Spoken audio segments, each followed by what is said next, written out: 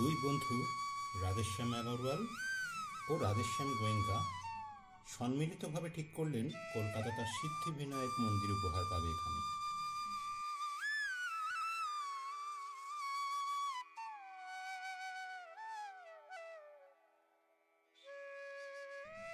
তবে পুরনো রাজবাড়ির আদল নষ্ট করা একটুও চলবে না, বরং উত্তর কলকাতার পুরনো ঐতিহ্যকে সম্মান জানিয়ে এই সিদ্ধিবিনায়ক মন্দিরটি তৈরি হবে।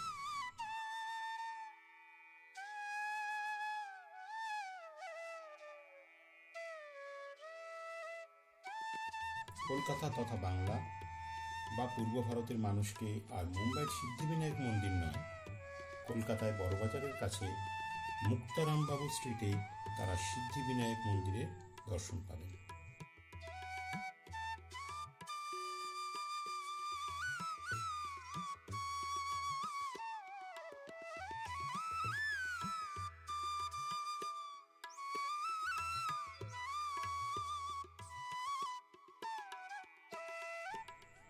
পুরনো স্থাপত্যের সাথে সিদ্ধিবিনায়ক মন্দিরের আদল, ইতিহাস ও ধর্মাচারের এই অপরূপ মেলবন্ধনের উৎকৃষ্ট এক উদাহরণ খুব বেশি দেখেনি কলকাতা। 200 বছরের পুরনো মল্লিক বাড়ি রূপ পেল এক নতুন ঠিকানার। আর 2020 সালের 28শে ফেব্রুয়ারি জনসাধারণের জন্য খুলে গেল কলকাতার সিদ্ধিবিনায়ক দেবস্থানম মন্দির।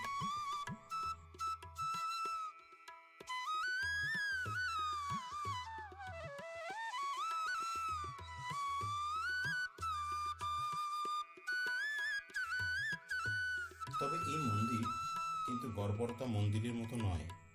এখানে ঠাকুর দালান রয়েছে, যেখানে দর্শনার্থীরা শান্তিতে ঈশ্বর চিন্তায় ধ্যান করতে পারেন।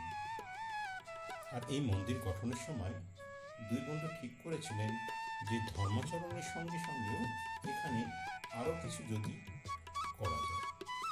তাই ডায়াবেটিস ক্লিনিক তৈরি হয়েছে, যেখানে স্বল্প মূল্যে দূর দূরান্তের মানুষ স্বাস্থ্য পরীক্ষা করতে পারেন। এছাড়াও রয়েছে যেখানে দুরস্থ মেয়েদের নার্সিং শেখানো হয়। এছাড়াও নামমাত্র টাকায় শেখানো হয় স্পোকেন ইংলিশ, ফ্যাশন ডিজাইন এবং কম্পিউটার প্রযুক্তির কিছু সুযোগ সুবিধা।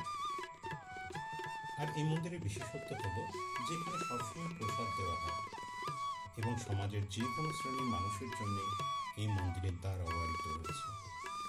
নিশ্চয়ই আপনাদের ভালো লেগেছে ভিডিওটি। যারা এখনও আমার চ্যানেলটিকে সাবস্ক্রাইব করে দেননি তারা অবশ্যই সাবস্ক্রাইব করবেন এবং নোটিফিকেশন বেলটি অন করে দেবেন, যাতে নতুন কোনো ভিডিও এলেই আপনাদের সামনে তা নোটিফাইড হতে পারে।